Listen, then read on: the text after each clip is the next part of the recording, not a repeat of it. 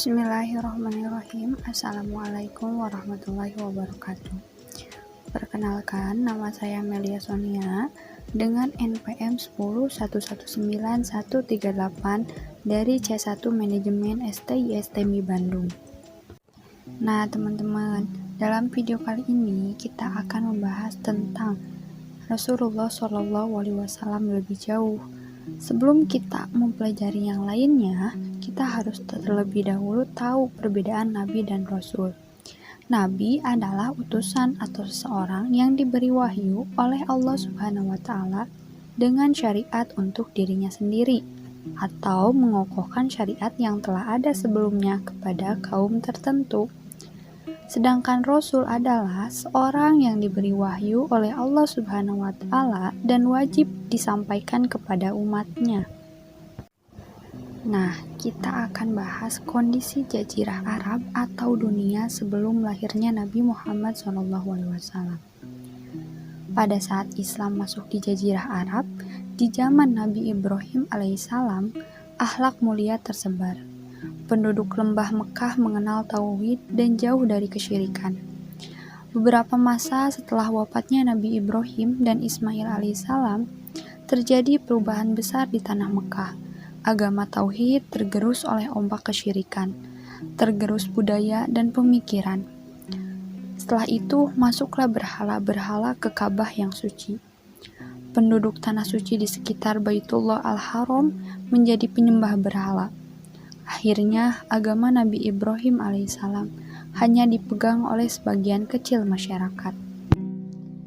Perubahan besar di Jazirah Arab itu pun dibawa oleh tokoh kabilah Huja'ah, yaitu Amr bin Luhai al-Khuzai.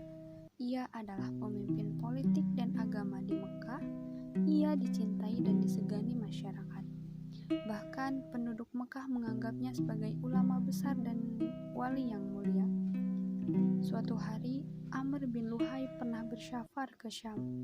Ia melihat penduduk Syam menyembah patung-patung dan ia terkesan. Amr menganggapnya sebagai sesuatu yang baik dan benar. Apalagi, Syam dikenal sebagai tempat turunnya kitab-kitab samawi atau kitab-kitab dari langit. Saat kembali ke Mekah, ia bawa tradisi Syam ini ke tanah haram. Masuknya berhala Hubal ke Jazirah Arab dan ditempatkan di sisi Ka'bah. Diriwayatkan bahwa Hubal terbuat dari batu akik merah yang berbentuk manusia. Orang-orang Quraisy mendapati tangan kanan Hubal telah hancur, lalu mereka ganti dengan tangan dari emas. Inilah berhala pertama orang-orang musyrik yang paling besar dan paling suci menurut mereka. Setelah Hubal, tanah Mekah berangsur-angsur disesaki berhala. Berhala besar mereka adalah Manat, yang disembah kabilah Huzail dan Huja'ah. Orang Quraisy biasa mengusapkan darah mereka di sisi berhala ini, sebagai bentuk ibadah padanya. Karena itu, berhala ini juga dinamakan berhala darah. Berhala ini termasuk berhala tertua, terletak di pantai Laut Merah di wilayah Musyalal di Kudaid.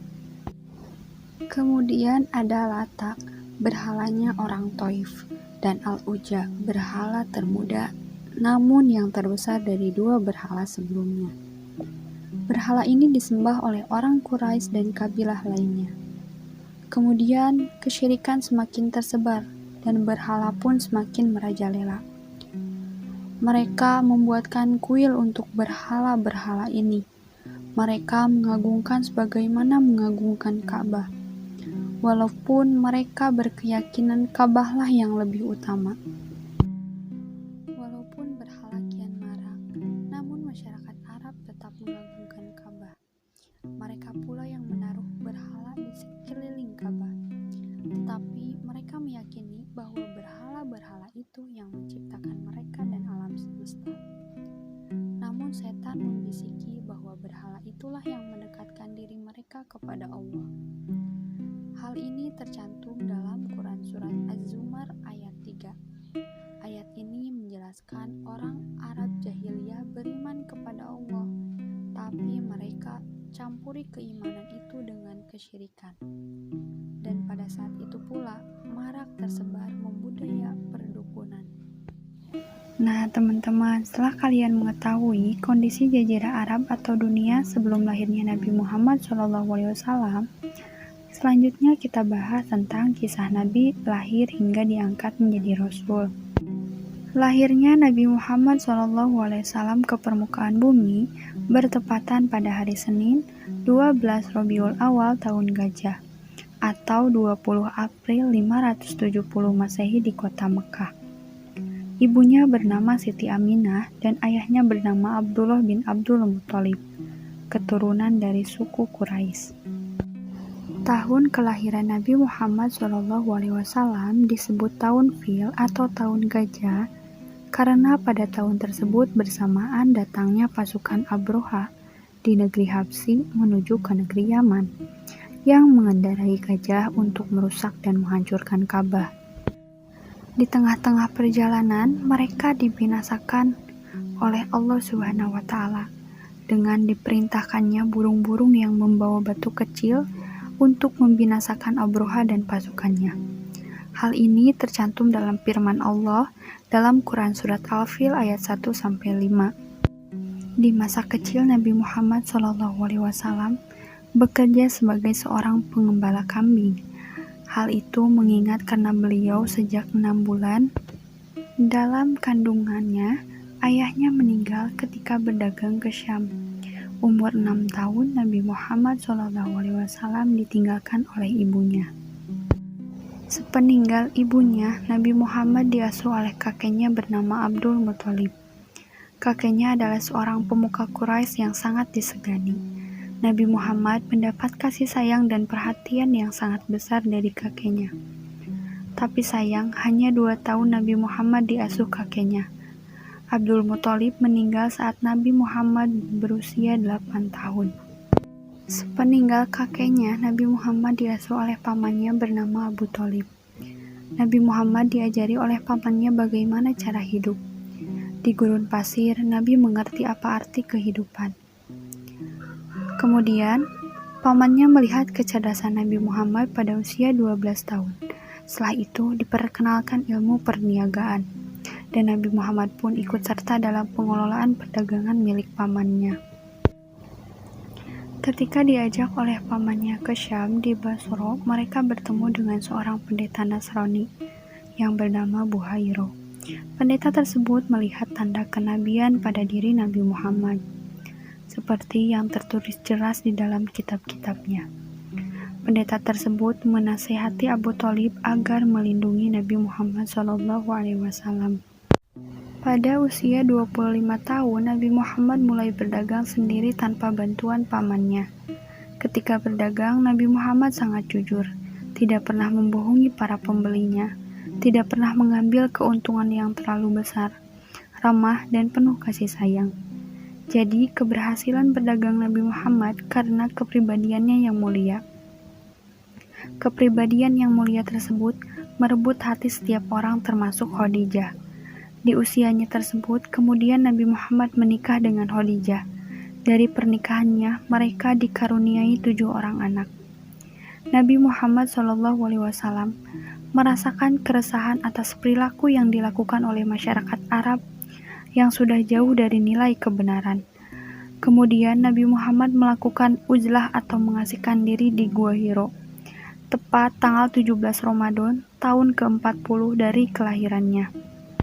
Nabi didatangi oleh malaikat Jibril dan menerima wahyu pertama, yaitu Al-Quran Surat Al-Alaq ayat 1-5. Wahyu pertama inilah yang menandakan bahwa Nabi dipilih dan diangkat Allah Subhanahu wa Ta'ala untuk menjadi utusannya atau Rasul Allah. Nah, setelah kita mengetahui kisah Nabi lahir hingga diangkat menjadi Rasul, kita perlu ketahui sifat-sifat Rasul. Sifat Rasul merupakan sifat yang mulia yang dimiliki Rasul. Ada 4 sifat wajib bagi Rasul, yaitu yang pertama, sidik, artinya jujur.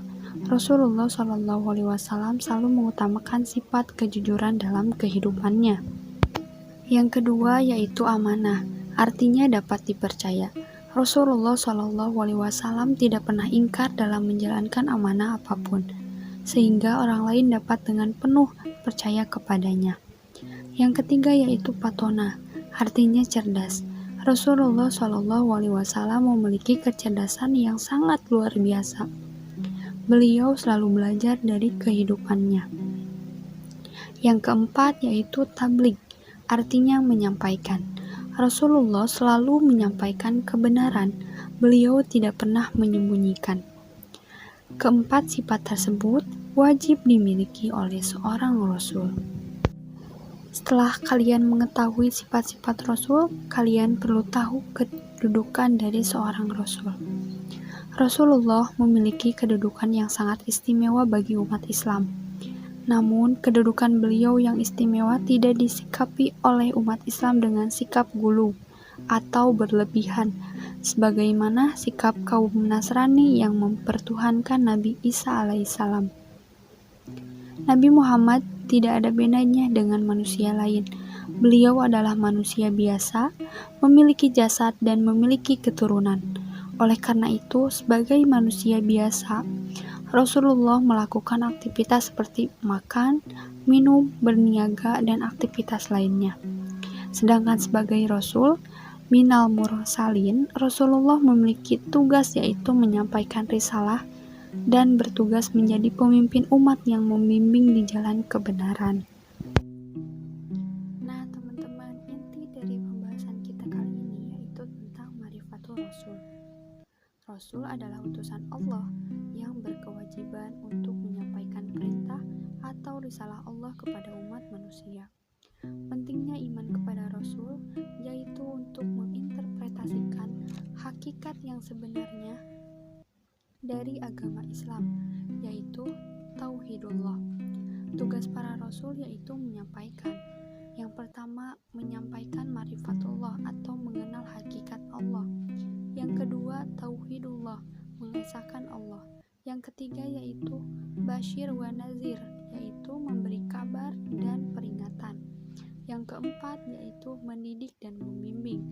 Sifat mereka atau sifat Rasul adalah manusia, terjaga dari kesalahan dan sebagian suri tauladan untuk kita semua.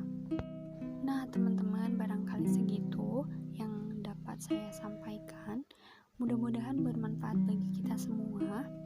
Mohon maaf bila banyak kesalahan atau salah-salah dalam penyampaian. Wabillahi taufiq wal hidayah. Wassalamualaikum warahmatullahi wabarakatuh.